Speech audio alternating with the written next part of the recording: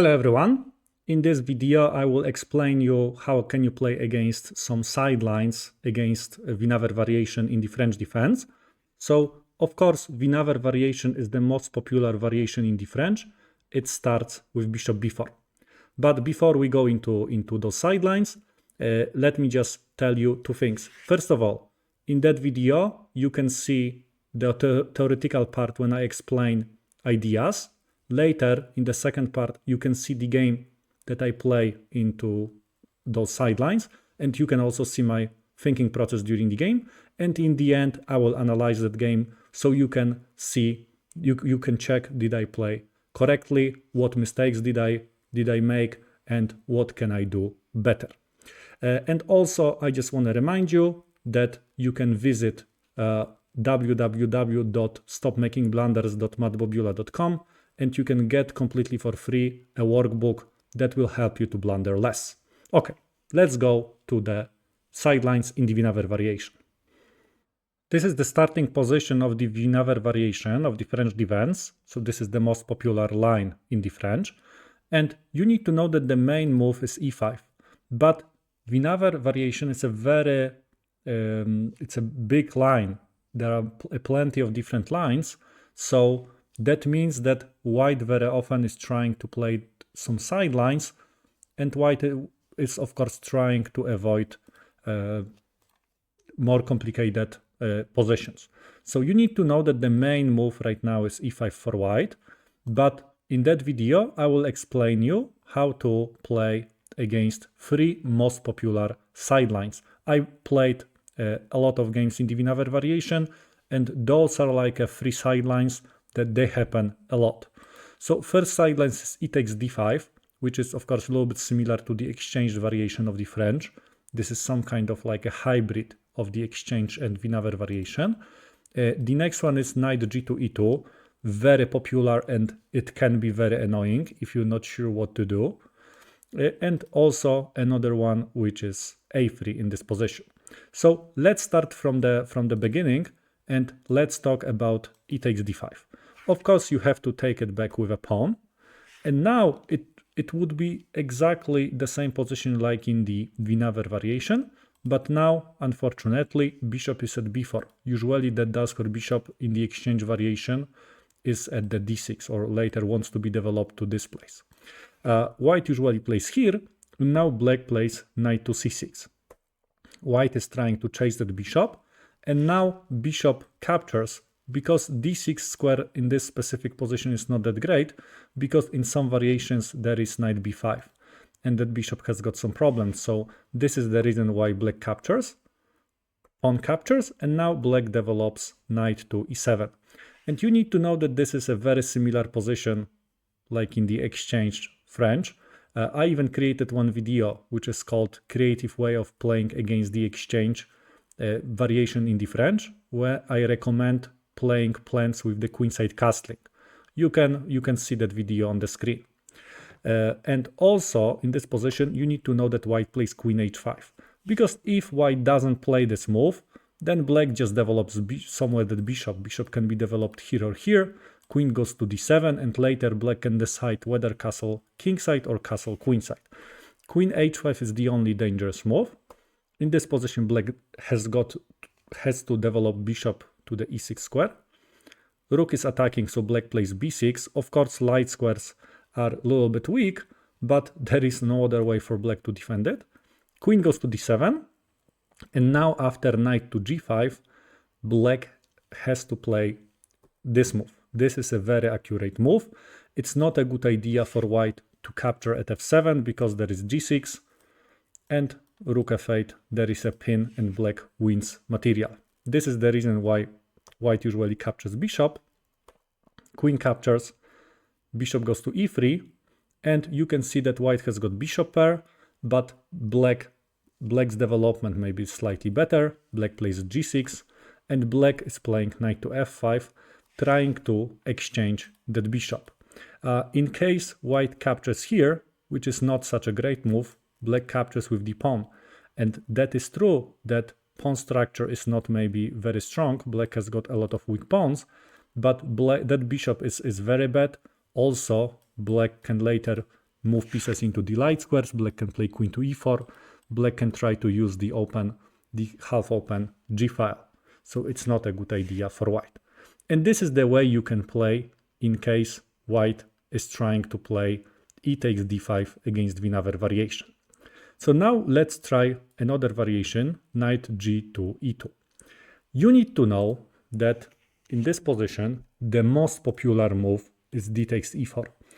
And I played that variation a couple of times, but I have to admit that I wasn't very happy the way I played. I wasn't very happy because I had to learn a lot of complicated variations, and I remember even some games that I made some inaccuracies and I lost immediately. I lost the game in 20 moves. This is the reason why I prefer another way of playing. I personally prefer knight to f6. You avoid all of those complicated variations. Now white usually plays e5, and now black plays knight to e4. Black is putting an immediate pressure over knight at the c3. White plays a3, and now it's a pretty important move, knight takes c3. It's very important to capture with the knight, because if you capture with the bishop, there might be some problems after pawn takes, and that knight has to be very careful because it can be trapped. This is the reason it's more accurate to start with the knight at the c3. Opponent captures, black captures at the c3 again. Pawn captures and black just castles. Okay, white develops bishop to d3. And now in this position, because you can see that white is trying to attack on the king side, so black has to play a very common move. It's a very typical idea for the French, but black has to play f5. It's stopping that bishop. And in case white castles, black can just continue standard development of the queen side, c5, knight c6, or even if black wants to play something else, b6, bishop a6. But white usually captures here. Black captures back with a queen, of course. And now black's idea will be to play e5. Black wants to play e5 because this is a backwards pawn, so black wants to get rid of it. Queen h5, g6, so there is no checkmate at h7. And now black plays e5, and that position is considered as equal because white has got bishop pair again, but white's pawn structure is worse. So black has got better pawn structure because of those two double pawns, because of that isolated pawn. And so black has got one advantage, white has got also one advantage. So it's a more or less position is equal. And this is the variation I definitely recommend against knight to e2. Okay, and let's go back and let's talk about one more sideline. Let's talk about the a3 move. Against a3, the best thing you can do is just to capture. Pawn captures. You capture at the e4. And at the first glance, it looks like black is up a pawn. But white has got a small fork that white attacks pawn here, and also queen attacks pawn at g7. Black plays knight to f6. Queen captures g7. Rook g8. Queen goes to h6. And now there are several different moves. Fischer used to play, for example, knight to d7 at this position, but according to the modern theory, slightly better move is rook to g6. So black is trying to remove that queen immediately from h6, because that queen can be used to some attacks on that knight at f6, like bishop g5 or some other ideas. This is the reason why it's a good idea to force that queen to go back. Queen escapes, and now black is developing queenside, because black cannot castle kingside anymore because there is rook already moved. So black will castle queenside. So black develops b6. Okay, white plays knight to e2, and very often that knight is trying to create some threats to the rook. But black can continue development. Of course, after this move, black has to move the rook. Rook goes back. Bishop goes to b5. Black has to stop it, so black plays c6. Okay, bishop goes to e2, knight bd7. And in case white plays a4, because that a4 is a very typical idea in the Winawer variation, because white wants to play bishop a3, black plays queen to c7. And queen goes to c7. Of course, later black is trying to castle queenside, black is trying to play c5, or in some lines black is trying to play e5. Of course, it is also possible to use some pressure over pawn at the g2, especially in case white decides to castle on the king side. So you can see that those are three most popular sidelines, and I really hope now you will know how to play against them better. Okay, I have got opponent from Norway. I play black. Let's play my favorite opening, which is the French defense. I play d5. Okay, so now white has got couple different options, what white can do. Okay, white plays knight to c3. So this is called the Winawer variation. By the way, it's in Poland usually we call it Nimzowicz. And this is funny because Winawer was from Poland.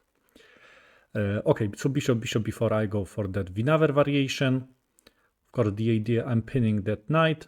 There is a threat that I will capture at the e4. Okay, e takes d5. So there is such a variation. It's gonna be very similar to the exchange variation of the French. Okay, bishop goes to d3. Usually in this position, I think that the best plan for black is to go knight to c6, later knight to e7, and later I will decide, do I prefer to castle kingside or do I prefer to castle queenside? Because in some lines you can also develop the knight to e7 and try to castle queenside. Okay, I will take it. Now there is a half open b file for the opponent. Okay, I play knight to e7.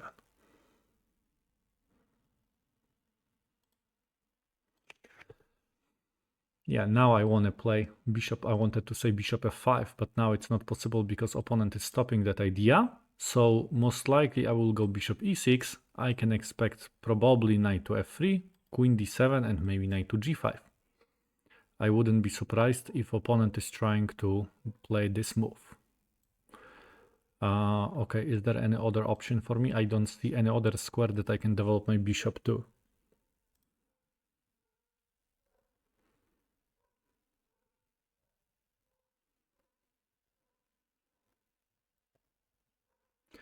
Okay, my pawn is under attack. If I play here, I cannot castle queenside anymore. I don't want to lose this pawn also. Maybe I can play b6, but the disadvantage is that I have got weak light squares. But I think it's better for me to play b6 rather than rook b8, so let's go here. Also, I don't want to play queen to c8. This is not a very active place for my queen. Okay, and now what? So now I planned to go queen to d7. Of course, I cannot castle here because there's gonna be a big problem here. So what to do? Okay, let's play here. Now I have got an option to move my bishop to the f5 or to the g4.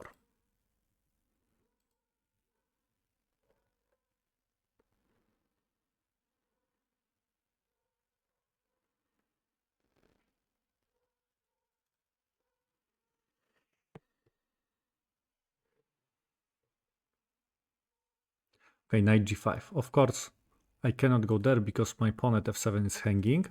I cannot castle because this is a problem.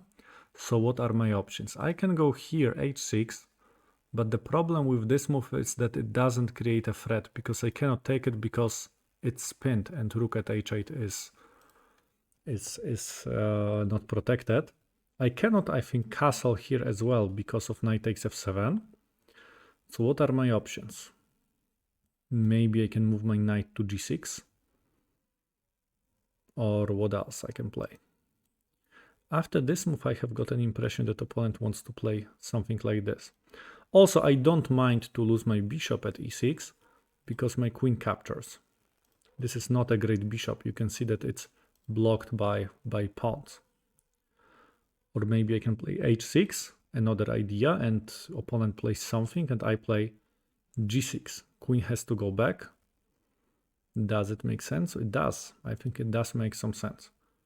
And I think I will probably decide to play it. Yes, let's go here. Because after knight g6, I do not see any clear way how I can continue.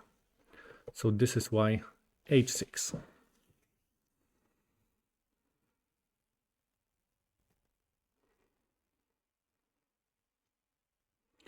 As I told you, I'm not unhappy because of this move, because my queen captures. Okay, bishop goes there. Now you can see that I can castle either way. The problem that I see here, if I castle queenside, are those light squares. Opponent has got the light square bishop. That can be quite annoying.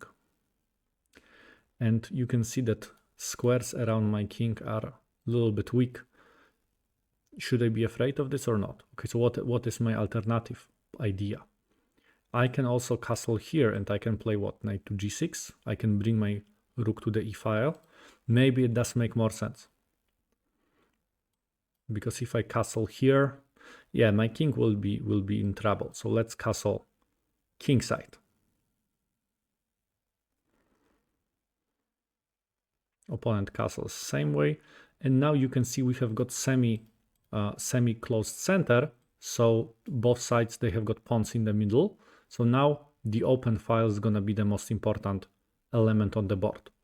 The only open file is the file that there are no pawns. And I have to find a way, how can I take control over it? So I think I will play here. Later I want to move my queen away, probably, maybe to d6, because I protect here, and I put some pressure over that pawn. And later I will bring my rook to the e file. Okay, so let's follow my idea. Queen d6, and yes, and later I want to bring my rook from the a to e8 later. Because in case opponent captures later at g6, I can capture with a pawn, and my rook on the f file is gonna be open. Yeah, so now I would expect something like this, queen to d6, opponent goes there, and now rook a to e8 most likely. Okay, opponent plays g3. What's the purpose of this move? Okay, maybe opponent wants to restrict my knight, because my knight, maybe opponent was afraid that my knight will enter somewhere there. Okay, but I think, okay, so should I change my idea, or should I just play rook to a to e8? Okay, I think I can just move my rook. Okay, opponent is also, as you can see, is bringing the rook. Now there is a potential problem here. I have to move my queen somewhere, and I will go to this place. Protecting, attacking. And later, my idea is gonna be to double my rooks on the e file. Why not? Okay, bishop c1. You can see opponent is protecting that pawn, and at the same time, opponent is stopping my idea of doubling rooks, because if I go there, opponent will take it, and I have to take it with the knight probably. It's not bad, but I cannot give my opponent control over that file. So how can I improve this position? I can move my knight. For example, that looks quite decent. And okay, knight a5 and later c6, protecting that pawn, so my queen is free to go. I can also move my knight to d8, and later I can play c6. So d5 is protected, but the question is, what can I do later with my knight? What would be the perfect place for my knight? I like those squares, so let's play knight to a5. And later here knight to c4. In case opponent captures my knight, opponent will lose bishop pair, so it's also gonna be good for me. Because opponent has got worse pawn structure, but opponent also keeps that bishop pair. And in case, of course, my opponent will try to double pieces, I think I can take it, and opponent captures with a bishop, so then I can move my rook. Okay, so opponent wants to obviously capture with a queen. Okay, so I have to admit that this is a smart idea, because in case takes, I cannot move my rook to the e8, and opponent will take control over the e-file. As I told you, this is something I cannot allow my opponent to. At least it's bad for me in case opponent will take control over the open file. Can I prevent it somehow? If I can take it, queen takes, and maybe later I can play queen to e7. Okay, so this is the only way that I see. Rook e6 is also an option. Rook goes here and I play there. But there is a very annoying move. Okay, I think I will just do this. Of course, it would be fantastic. Okay, can I go there? It would be fantastic if I can take control over the open file, but it's of course not always possible. But there is one thing I cannot allow my opponent to do, or I cannot allow my opponent to take control over the file. Okay, so now in this position I wanted to go here. After this move, I think I can take the queen. In case opponent captures, I capture with the rook. So no one will control the open file. I cannot control it, so no one will control it. Okay, and now I think I will just exchange. I don't mind to exchange everything. And we have got a battle, 2 bishops against 2 knights. So this is the endgame, so it would be fantastic to bring my king closer. Okay, let's move my king. Probably I would expect that opponent plays there. I want to play knight to c4. This is a really nice outpost for my knight. It's also blocking bishop. I don't also mind that opponent captures, because I can capture with that pawn, and I don't see any way how opponent can take that pawn. I mean, maybe d5. So maybe I'll have to play c6 in the next move.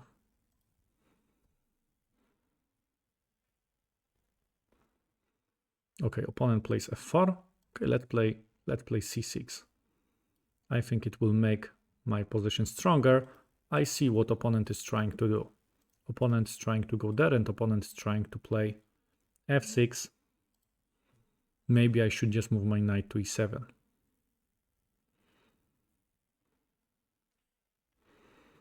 Yeah, let's maybe just move my knight back to e7, yes. In case opponent captures, I capture, and I have got also a pretty nice square for my knight. Now opponent obviously wants to play f6, trying to undermine that pawn, and I think I will have to play f6. It prevents any f6 move. Also, it stops opponent's king from entering into the position. But of course, it has got one disadvantage, and that disadvantage is that my pawns are on the dial squares. So in case opponent's bishop somehow will infiltrate, I might be in trouble. So I have to pay a lot of attention. But a good news is that I think opponent cannot go into the pawn endgame.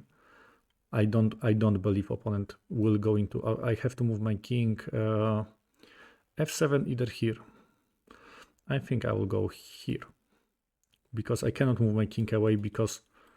Okay, I told you I don't think this is good for the opponent because I can create the pass pawn that is far away.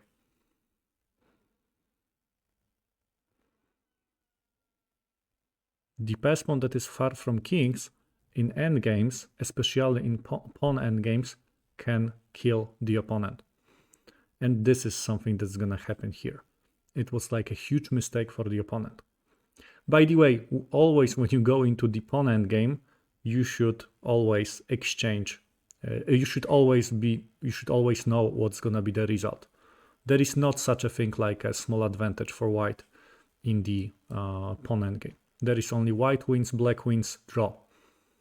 And I'm pretty sure that I can win this because I play here, I play b5. Oh, but after b5, opponent will also get the pass pawn.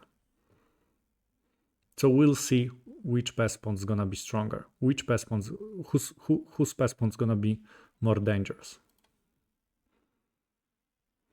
Because I think opponent goes there. So what? Let me play here or what? Maybe a5. No. This is terrible move because opponent is moving out of the square. Out of the square. Square is here. Opponent should keep king in that area. I will take it, and I think I can promote. Nothing can stop me. In case that king would be there, we can discuss what is the result, but now the result is out of the discussion. Black wins.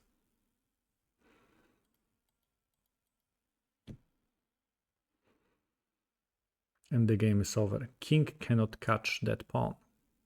Okay, and opponent realized, so opponent decided to resign. I will go from the beginning, and I will, of course, I will try to recognize what was good, what was wrong, and yeah. Okay, so let's take a look. I started here. Okay, so this is Winawer. E takes d5, pawn takes here, bishop goes to d3. Let me also check what does the explorer says. Explorer suggests knight to c6, so I remember variation correctly. And after a3, explorer recommends to capture, pawn captures, and knight goes to e7, queen goes to h5. Bishop goes to e6, so I see that this is a variation, and now b6. Okay, so I even wasn't aware that this is the theoretical line. That position was played according to the chess.com opening explorer 79 times. Knight goes to f3, queen goes to d7, okay, knight goes to g5. And now this is the position that I was hesitating between h6 and knight g6. But now I see that actually, right now, I mean, no one actually ever played h6 or knight to g6 in this position, but I see that there are two other moves. And the most popular move was queenside castling. And if I'm not wrong, I told you that this is not a good idea because that pawn is hanging. But obviously I was not right, and probably white cannot play this move because black now has got this move. So black is removing the defender, and after queen to f3, I can move my rook here, and black is winning that piece. Black is winning that piece by using a pin. So okay, so obviously I should have calculated slightly further. But let's check what does the explorer says. Explorer says that white usually captures, and now black captures with a queen. Okay, and white plays bishop e3. So this is by the way, it's a pretty similar position to something that we got. And now black's supposed to play here. Queen goes to f3, and now knight goes to f5. Probably the idea is to get that bishop so opponent doesn't get a bishop pair, captures. Okay, and now in case white captures with a pawn or with a queen, it doesn't really matter because black will capture queen here. So white will end up with the backwards pawn and black will play f5. And that backwards pawn at the semi-open file, it's going to be a perfect target for black.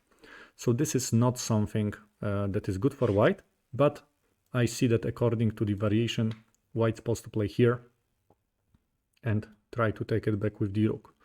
Queen d6, rook takes e3, and this is the position. It's according to the explorer, it's equal. That position is more or less equal. There were, I think, 2 games, 2 draws, if I'm not wrong. Okay, so this is okay. So I will keep that variation in mind, and next time I will get this position, I'm gonna castle queenside. But during the game, I played h6, but I don't think that there is something wrong with this move. Because you can see that I'm just attacking that knight has to do something. In case opponent castles, as I told you, I wanted to go here. And now you can see there are some problems. Queen goes to h4, and now maybe I can go bishop to f5. So I think that my variation also wasn't that terrible here. Okay, so knight takes e6, queen takes e6, okay, bishop goes to e3, castling. Okay, I think it does make a lot of sense. Opponent castles, and now I decided to play knight to g6. Is it good or not? Is my move correct? What else could I do? I mean, maybe now if I'm thinking, because I know what happened in the game. So now it's much easier for me to think about this game. But maybe instead of playing knight to g6, because knight at g6 didn't do that much, maybe there was completely no need to do that, and I could maybe directly go knight to a5 with the idea to play knight to c4 and pawn to c6. So it's protecting that pawn. So actually maybe there was completely no need for me to do that. I think so. So that I could use exactly same ideas as I explained and later try to bring my rook to the e file without playing knight g6 first. Probably that was something I supposed to do. But okay, here opponent played g3. And I'm 100% sure that this is not the best move. Because as I told you, this is a semi-closed center. When there is a semi-closed center, the most important thing on the board is the open file. And white should try to bring the rook into the open file. You see, now I have to move my queen. I think I thought of something like this, trying to put some pressure over that pawn. And now what? Bishop c1? Or even better, take a look. Take a look, what a powerful move, f4. f4 is a very powerful move. Because what's the purpose? You see, white controls the... I mean, white has got the rook on the open file, but take a look at that pawn. I cannot stop it. I think I cannot go there because bishop will take it. And in case, of course, this move is out of the question because after f5, I think I can just resign. Knight goes back, f6. Take a look, what a great career for that pawn. From f2 to the f6. No, it would be completely over. F takes g7, I will be mated. So I cannot play like this. I think I will have, the best thing I can do is to bring my rook to the e8, but still opponent enters. And what? I have to go back, still f6. Okay, so the question is, yes, that rook e1 and f4, how can I stop it? Maybe I have to move my knight to e7, and after f5 I have to play f6. Maybe this is something I have to do, but now white can use a different idea, rook f3, the rook lift. Yes, white can do the rook lift, and I think... Okay, I wouldn't feel very comfortable in this position because of course, it's not over. I can play rook f7, but definitely white keeps a very strong initiative. Yes, and this is something that opponent is supposed to do in this position. g3 move that opponent played is a little bit too passive. So okay, so I'm bringing the rook. Opponent goes there. I play queen to d6 with three ideas. Two defensive ideas and one attacking idea to that pawn. But opponent played bishop c1. Maybe opponent could use the same idea f4. And probably I have to move my knight back and play f6 to prevent it. That would be a very similar thing. So opponent should try to attack my king. Should try to use those two bishops. By the way, if I'm not wrong, two bishops pointing into one direction like this, close to each other, we call it Gorwitz bishops. So those two Gorwitz bishops are pointing directly towards my king. Queen is around. If opponent can involve the pawn, I would be in trouble. But okay, bishop goes to c1. Now I played knight to a5. Okay, I think it does make sense, my idea. Rook e2, I captured. Okay, queen captures and now queen e7. I have to admit that I'm quite happy with that line because I cannot take control over the open file. So at least I will not let my opponent to do that. So queen goes to e7. Okay, and now opponent played this move. I moved there, king goes there, and now we can exchange captures, king captures, and now king goes to f8. And opponent has got two bishops. I have got two knights. Of course, two bishops are stronger, but opponent has got two double pawns and also an isolated pawn at the a3. So there is a pawn weakness, two pawn weaknesses in the white's position.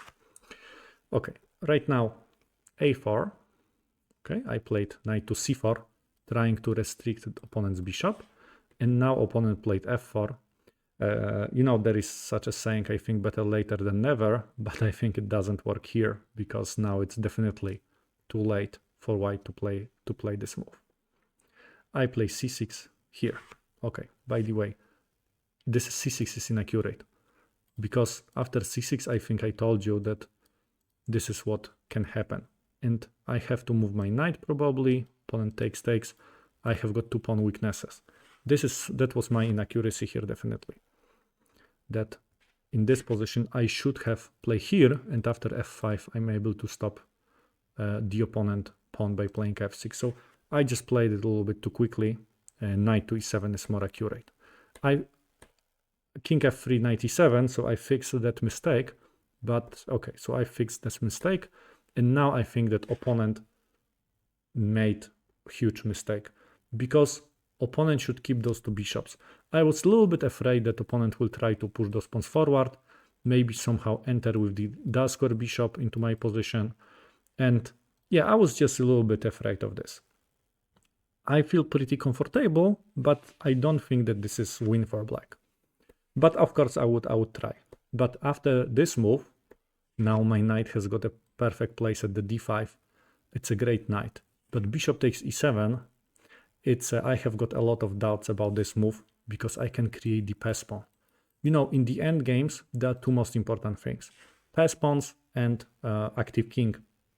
And definitely I have got the pass pawn that can be very dangerous. And now opponent made a terrible mistake. King to g4 loses the game.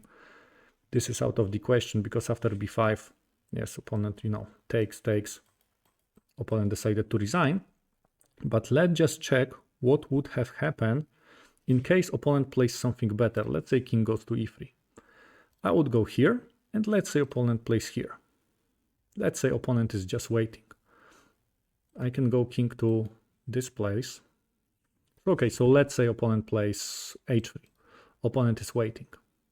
I play here, opponent plays g4. And the question is, because I told you that probably I can go b5, but this is gonna be a good question, and king goes to d2. And now you can see that king is inside of the pawn square. So my pawn cannot win the game alone, because white's king is inside. So I'm pretty sure I'll have to use my king. King goes somewhere.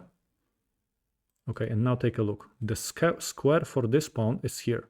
So my king has to stay in that area. My king has to stay inside of that area. But I think should be win if I play h5. Opponent is waiting. I think I can take it.